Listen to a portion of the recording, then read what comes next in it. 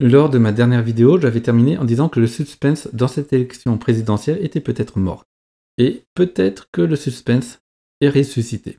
Comment ça? Donc déjà, il y a une bataille pour la 3e place. Mais surtout, l'identité de la personne qui va terminer second au premier tour, et donc qui sera qualifiée pour le second tour, la deuxième personne, est peut-être remis en jeu.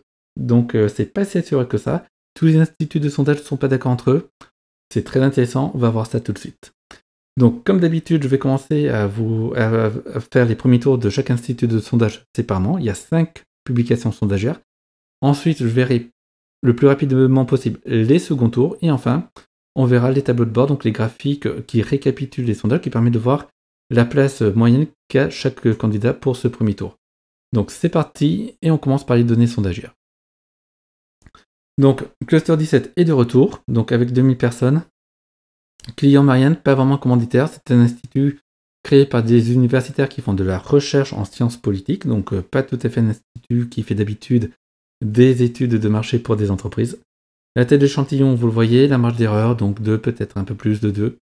Et c'est parti pour le second, donc là je vous fais d'un coup tout le monde, tout simplement.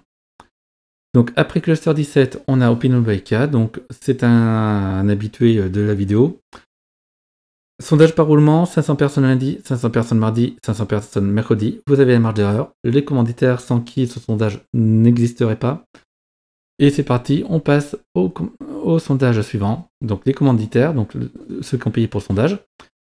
Échantillon 1500 personnes, 500 personnes lundi, 500 personnes mardi, 500 personnes mercredi, comme OpinionWay, à peu près les mêmes marges d'erreur. On va passer maintenant à Harris. Donc je passe assez vite, de toute manière je vous rappellerai les marges d'erreur lorsqu'elles sont intéressantes en voyant les chiffres.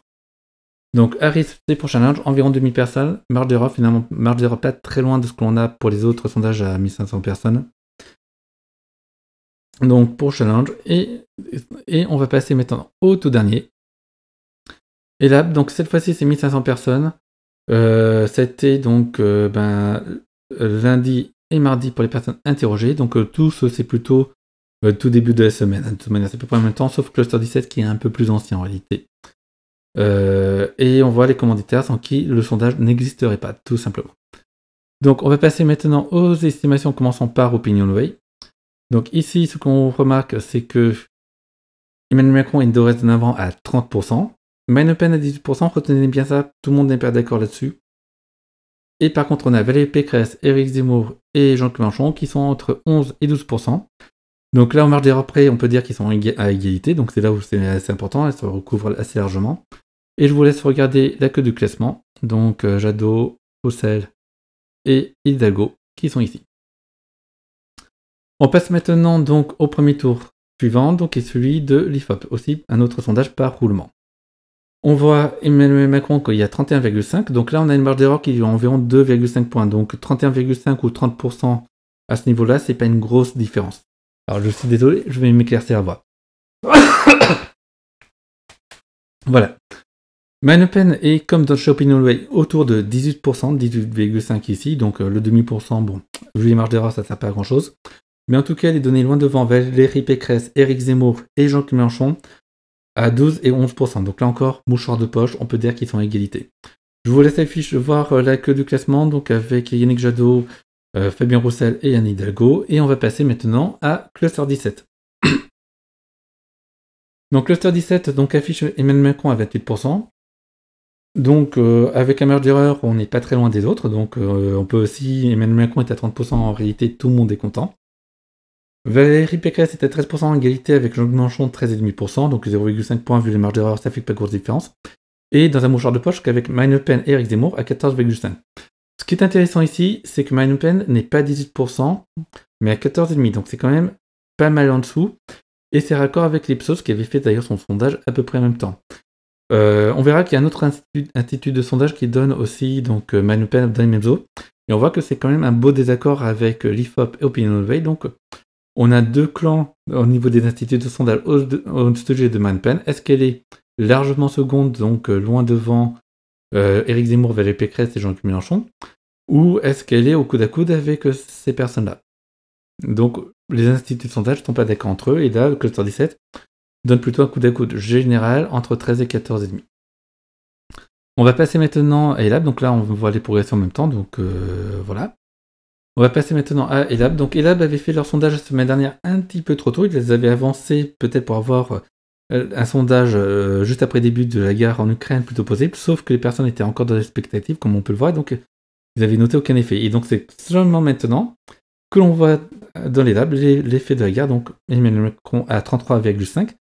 Elab, c'est celui qui donne le plus de points à Emmanuel Macron, 33,5. La plupart, c'est plutôt 30, 31, quoi. Marine Le Pen est à 15%, donc intéressant, comme Cluster 17 et comme l'Ipsos. Marine Le Pen n'est pas 18, mais plutôt 14,5-15%. Jean-Luc Mélenchon est ici à 13%, donc ça veut dire que là, il est en capacité de prétendre au second tour. Il n'est qu'à 2 points de Marine Le Pen, et avec les dynamiques affichées ici, ça serait presque évident qu'il soit au second tour, en fait. Donc après, ce sont des dynamiques, c'est à voir. Toutes les instituts de sondage ne sont pas d'accord là-dessus non plus. Éric Zemmour et Valérie Pécresse sont au bord de décrochage ici, donc 11 et 10 points et demi. Donc pour eux, l'échange de second tour semble s'envoler petit à petit. Vous noterez donc la fin du classement ici, donc avec Yannick Jadot, Anne Hidalgo, non, ici c'est Fabien Roussel, Nicolas Dupont-Aignan et enfin Anne Hidalgo. Et pour terminer avec les premiers tours, Harris Interactive, donc il place Emmanuel Macron à 30,5, Marine Le Pen à 18,5, donc il fait partie de la team Marine Le Pen à 18%. Éric Zemmour et Jean-Luc Mélenchon qui sont à égalité à 12,5. Par contre, Valérie Pécresse un peu plus loin derrière, à 10,5 au bord du décrochage. Et vous voyez derrière, donc Yannick Jadot, Fabien Roussel, Anne Hidalgo et Nicolas Dupont-Aignan en queue de classement. Donc voilà pour les premiers tours. Maintenant, nous allons passer au second tour. Donc je vais faire tous les seconds tours d'un coup puisque Harris Interactive a l'habitude de les afficher à peu près en même temps. Donc on va voir ici. Donc voilà. Alors le tableau d'Harris Interactive est assez terrible puisque en fait c'est Marine Le Pen 58-42, donc elle était la semaine dernière en 55-45 en faveur d'Emmanuel Macron. Donc elle perd 3 points en 4 secondes tours. Donc là on a une différence qui est maintenant de que je dise pas de bêtises, 16 points, c'est énorme. Et surtout avec des dynamiques négatives. Pour les 3 autres second tours, sans commentaire, 67-33%. Donc ce qui donne strictement aucune chance à ces personnes de pouvoir être élu président de la République si jamais elles accèdent au second tour. Je vous rappelle qu'on est presque le 10 mars, on est le 9 mars. On est à 1 mois du premier tour, à 6 semaines du second tour. Ces écarts-là n'ont jamais été rattrapés dans l'histoire de la 5ème République. Bref, bon, je tue le suspense, mais je préfère éviter la langue de bois là-dessus. On va voir maintenant ce que dit Elab, parce que peut-être que les instituts ne sont pas d'accord avec ça, on ne sait jamais. Et on va voir ça. Donc là, c'est fait séparément. Donc Emmanuel Macron, Marine Le Pen, 61-39%, donc encore un plus gros écart. On a en plus la progression par rapport à la semaine précédente. Donc plus de 20 points d'écart. Donc effectivement, là encore, pour Elab, on pourrait presque dire que les jeux sont faits, puisque c'est un écart très important. Pour les autres candidats, donc ils ont testé d'autres candidats, donc là on voit la courbe en même temps. Donc c'est une sorte de bassin clairon, si on peut dire. Pour les autres, donc on a 68,5, 31,5 par rapport à Jean-Luc Mélenchon. Que dire, on est presque à 70-30%. Donc là c'est encore un écart très important, donc voilà. Bon, je n'ai pas d'autres commentaires à faire. Donc même avec une marge d'erreur, c'est énorme, de toute manière. Donc, Emmanuel Macron contre Éric Zemmour, 70-30%, on y est, grosso modo, hein, marge d'erreur près. De toute manière, ça ne fait pas de grosses différences à ce niveau-là. Et ils ont aussi testé, il me semble... non, ils n'ont pas testé d'autres hypothèses. Est-ce qu'ils ont testé Valérie Pécresse? Non, Elab ne teste plus Valérie Pécresse. Voilà. Donc, c'est encore plus cinglant là-dessus. On va voir maintenant que Cluster 17 ne fait pas de second tour, donc on va voir tout simplement l'IFOP. Donc l'IFOP second tour, donc Emmanuel Macron, Marine Le Pen, 57-43%, donc là encore, l'écart grossit. Alors toutefois, c'est pas la première fois au niveau de l'IFOP. Cependant, 6 semaines du second tour, c'est beaucoup. Et là encore, dans l'histoire de la passe de la Seconde République, des seconds tours de la 5ème République, un tel écart n'a jamais été rattrapé jusqu'ici. Emmanuel Macron, Valérie Pécresse, 62-38%. Donc sans commentaire ici, donc l'écart est vraiment très important. Emmanuel Macron, Éric Zemmour, 66,5, 33,5. Donc là encore, très important comme écart. Et 64,5, 35,5, donc pour Emmanuel Macron contre Jean-Luc Mélenchon. Donc voilà. Emmanuel Macron, lorsqu'on dit qu'Emmanuel Macron est un archi-favori de l'élection, c'est pas pour rien, il y a vraiment des chiffres. Je fais un petit commentaire aussi sur les sondages alternatifs, peut-être à la fin. Alors, Opinionway donc a fait plus simple, en fonction du résultat du premier tour, ils ont tout simplement font des torches que Emmanuel Macron contre Marine Le Pen, 59-41, donc on est presque à 60-40%. Là encore, il n'y a pas photo, et comme on voit ici, l'écart s'est vraiment agrandi depuis le début de la guerre en Ukraine. Donc voilà pour les seconds tours. Donc maintenant, on va tout simplement passer au récap. Donc, qu'est-ce que ça donne en termes de récap là-dessus? Alors, c'est parti. Et on va commencer par voir tous les instituts de sondage PML. Ici, il n'y a que les chiffres de BVA et de l'Ipsos qui sont des chiffres datant de la semaine dernière. Tous les autres chiffres ont été renouvelés. Donc, on a un tableau assez proche de celui que l'on aura donc en fin de semaine, je suppose. On remarquera Jean-Luc Mélenchon qui est stable à 12,7%. En réalité, il est en train de jouer la troisième place, mais plus en profitant de la baisse de ses concurrents qu'en augmentant lui-même. C'est ce qu'on pourrait conclure ici. Yannick Jadot, donc, qui a 5,57%, qui commence à se faire un petit matelas au-dessus des 5%, même si 0,5% c'est pas énorme, c'est pas suffisant d'ailleurs pour être sûr d'avoir ses remboursements de frais de campagne pour le moment. Emmanuel Macron qui pousse, qui augmente encore beaucoup, donc 30,5%, ça fait en 2 semaines 6 points de plus. Alors sachant que l'augmentation de cette semaine, en partie aurait dû avoir lieu la semaine dernière, notamment du fait des labs et d'autres instituts qui ont interrogé assez tôt les gens juste au début de la guerre. Et en fait, ça aurait dû être un peu plus la semaine dernière et le seul niveau-là cette semaine. Valérie Pécresse qui donc est toujours à la baisse, donc il ne parvient pas à enrayer la baisse. Et là, maintenant, elle est passée à la fois derrière Éric Zemmour et derrière Jean-Luc Mélenchon. Donc elle est à la 5e, que je dis pas de bêtises, oui, à la 5e place dorénavant, dans un mouchoir de poche avec Éric Zemmour et avec Jean-Luc Mélenchon, en tendance plutôt négative. Et Éric Zemmour, donc, qui lui est en chute libre depuis le début de la guerre en Ukraine. 12,5, donc ça fait 1 point de plus par rapport à la fin de la semaine dernière. Donc la semaine n'est pas encore finie, que ça continue à chuter. Alors on pourrait croire que ce sont les électeurs d'Éric Zemmour qui vont y voter pour Emmanuel Macron. Il y a peut-être un transfert, c'est-à-dire qu'il y a peut-être des électeurs qui votaient pour Valérie Pécresse et Marine Le Pen qui vont plutôt voter pour Emmanuel Macron. Bon, c'est pas tout à fait sûr. Il y a des électeurs d'Éric Zemmour qui ont plutôt changé pour Valérie Pécresse et Marine Le Pen. Dans le détail, j'ai eu quelques témoignages de personnes qui ont préféré, qui ont bougé dans ce sens-là, que des personnes qui ont bougé d'Éric Zemmour à Emmanuel Macron directement. Ils ont vraiment des visions très opposées, alors que dans ce genre de transition, ça s'expliquerait un peu plus facilement. De moi, ça paraît plus logique. Maintenant, donc là, c'était pour tous les sondages. Maintenant, le problème de cette compilation, c'est qu'elle est fragile aux différences d'instituts de sondage, parce que tous les instituts de sondage ne publient pas chaque semaine. Donc du coup, il y a l'autre compilation, qui lui repose sur Opinionway, IFOP, ELAB et Harris, qui sont des instituts qui publient au moins une fois par semaine, donc sans discontinuer, et qui en plus ne sont pas en train de changer de méthode, comme c'est le cas de Cluster 17, qui ont été obligés de corriger leur méthodologie. Donc là par contre le poids des labs est plus fort, c'est pour ça qu'on a une augmentation plus forte cette semaine que la semaine dernière pour Emmanuel Macron. Normalement, s'ils n'avaient pas bougé les dates d'interrogation des gens la semaine dernière, on aurait une plus forte augmentation la semaine dernière. Mais 31-38%, ça correspond donc évidemment donc au-dessus de 31% du fait de lab, mais sinon tout le monde est d'accord pour dire que Emmanuel Macron est au moins à 30%. Jean-Luc Mélenchon toujours à 11,88, donc il stable, par contre qui dépasse à la fois Valérie Pécresse et Éric Zemmour, donc il est à la 3e place ici. Et surtout, il profite de la baisse d'Éric Zemmour et de Valérie Pécresse qui sont ici donc en chute libre, on peut le dire. Plus ou moins 1 point par semaine, c'est beaucoup, même 1,5 point en une seule semaine pour Éric Zemmour là. C'est beaucoup. Ici, on remarque donc Marine Le Pen à 17,5, là où on avait plutôt 16,5 dans l'autre compilation. Et là, je vais dire 2 mots donc de la situation de Marine Le Pen. On a 2 catégories d'instituts de sondage pour Marine Le Pen. Il y a 3 instituts qui placent Marine Le Pen à 14-15%. et il y en a 4 qui placent Marine Le Pen à 18%. L'écart est énorme. En cumulé, c'est difficilement compatible avec les marges d'erreur. C'est plus des corrections ou des panels.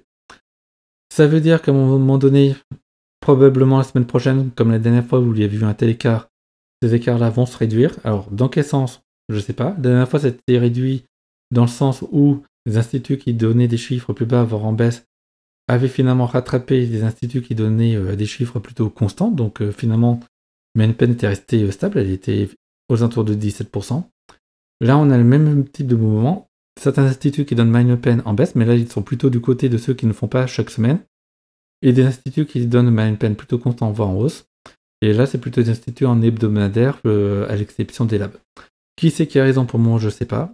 Toujours est-il qu'il est très probable que d'ici la semaine prochaine, au cours de la semaine prochaine, voire un petit peu avant, cela commence à corriger. Donc, si c'est au niveau des rollings que ça corrige, ça sera peut-être cette semaine.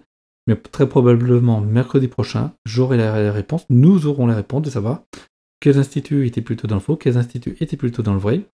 Et donc, quels sont les instituts qui vont rattraper? Est-ce que Marine Le Pen va baisser à 14,4%, ce qui relancerait complètement la course pour être au second tour pour les challengers?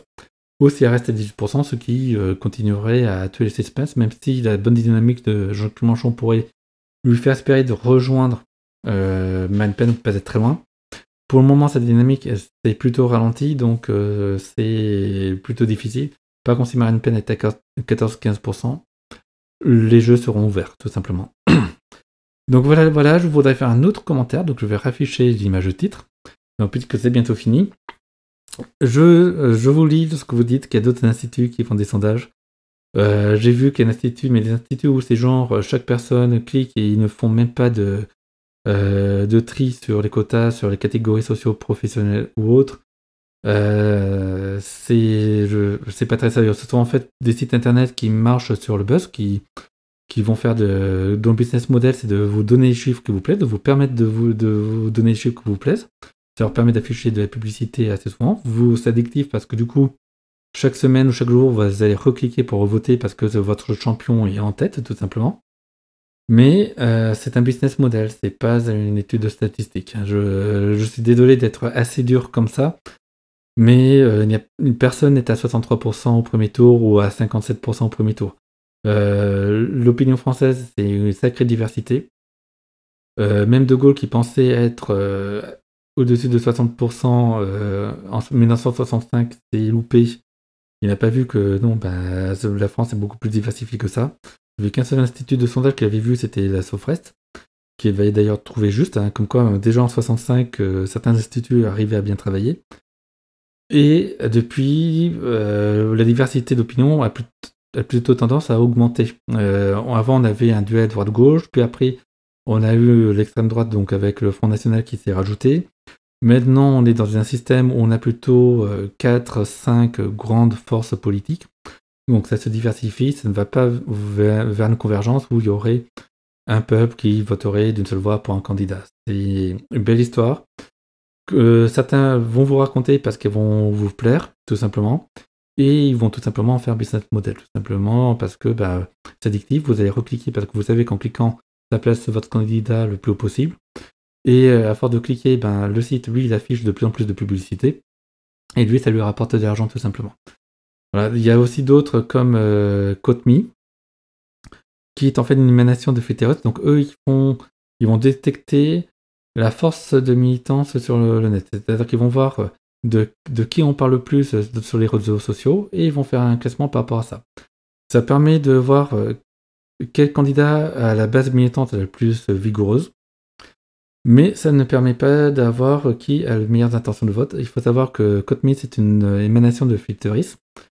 Filteris qui a donné jusqu'au bout, qui avait donné François Fillon jusqu'au bout au second tour, même en tête pour le premier tour, et président de la République, et dont on sait qu'ils s'étaient trompés tout simplement parce que les militants de François Fillon étaient très actifs à l'époque sur Internet. Énormément de militants, mais ça ne correspondait pas aux intentions de vote tout simplement. Et les instituts de sondage qui fonctionnaient de manière plus classique, que beaucoup de gens accusaient d'être vendus, etc., ont donné finalement les bons résultats. Et même Par exemple, je prends l'exemple de Jean-Luc Mélenchon. 6 instituts de sondage sur 8 le donnaient à au moins 19%, et il avait eu 19,5%. Et les deux autres, c'était 18 et 18,5%. Donc c'est sur Wikipédia, vous pouvez voir la page Wikipédia des instituts de sondage, je peux vous la montrer rapidement d'ailleurs, ça peut être intéressant. Du coup, ici, donc là, on va regarder donc justement, là je suis sur l'élection de 2017. Vous avez ici les résultats et vous avez ici les chiffres donnés. Donc là, je vous donne pour Jean-Luc Mélenchon, mais je peux vous les donner aussi pour François Fillon, donc qui était, donc là, on n'était pas très loin, on était à un point près finalement. Marine Le Pen qui était légèrement surcotée, donc là, on a eu jusqu'à 1,5 point de différence. Donc là, les instituts de sondage a donné des marges d'erreur d'environ 2 points. Donc 1,5 point, c'est pas non plus énorme. Et Emmanuel Macron qui était aussi dans les mêmes eaux. Donc on peut remarquer que Bedamon était légèrement surcoté, mais là encore, c'est 1,5 point de surcote, c'est pas non plus énorme par rapport aux marges d'erreur affichées tout simplement. Donc là, c'est pour 2017. Et pour la petite histoire, lorsqu'on parle de 2002, l'erreur de 2002, elle était de 4 points. Elle n'était pas de... Hop, que je dise pas de bêtises. Non, je l'ai affiché. Non, je ne l'ai pas réaffiché. Donc, je ne l'ai pas réaffiché. C'est bien dommage. Tant pis pour moi. Donc, mais toujours est-il que Jacques Chirac était donné à 24, il a eu 20%. Lionel Jospin était donné aux alentours de 20%, il a eu 17%. Jean-Marie Le Pen était à 14%, il a eu 18%. L'erreur maximale, il est de 4%. Elle n'est pas de 10%, elle n'est pas de 20% non plus. Même lorsque les sondages se plantent, lorsqu'on dit que les sondages se plantent, c'est 4 points d'erreur, alors qu'à l'époque, ils faisaient des sondages à 1000, d'un échantillon de 1000 personnes, donc plutôt réduit, c'était de 3 points. Donc ils ont eu une erreur de 1 point au-dessus de leur marge d'erreur. C'est pas si énorme que ça non plus, et c'est ça qu'on dit se tromper. Et des instituts de sondage qui se trompent de 10%, c'est très étonnant. Alors, peut-être que c'est pas impossible. En fait, statistiquement, il y a une chance sur 1000 ou 10 000, par exemple, que cela arrive, que tout le monde se trompe, et peut-être plus faible que ça. Mais c'est très hautement improbable pour parler assez sérieusement. Ah oui, je voulais vous afficher l'écran, je ne voulais pas tout à fait afficher. Ah, donc je suis désolé, je vais vous réafficher l'écran quand même. On est en fin de vidéo, on va faire ça cool. Donc voilà, donc là je vous affichais tout simplement les sondages d'il y a... Hop. Donc là c'est les sondages actuels de 2017. Donc je vais vous montrer Jean-Luc Mélenchon par rapport aux résultats qu'il avait eu et des autres candidats. Et donc voilà, pour 2002, il n'y avait pas de différence de 10 points, c'était 4 points. Et je vous ai cité chiffres, donc là j'ai pas l'écran, mais je vous ai cité chiffres, vous pourrez le vérifier, je vous mettrai le lien dans la source, tout simplement. Voilà, donc j'espère que cela vous a plu. Je reviens sur mon écran de fin, donc voilà. J'espère que cela vous a plu, que je vous ai pas trop barbé avec beaucoup de chiffres, parce que c'est beaucoup de sondages, mais je sais que cela vous intéresse. Et surtout si vous êtes ici, c'est que cela vous intéresse énormément. Donc, le retour de suspense, c'est bonne nouvelle pour moi parce que là, je me demandais comment continuer à faire des vidéos si tout est joué d'avance parce que bon, c'est un peu ça l'intérêt, c'est qu'il faut qu'il y ait du suspense pour que ce soit intéressant. Donc voilà, donc n'hésitez pas à commenter, à liker, abonnez-vous, cliquez sur la cloche et je vous dis à ciao, bye bye, à la prochaine. Au revoir.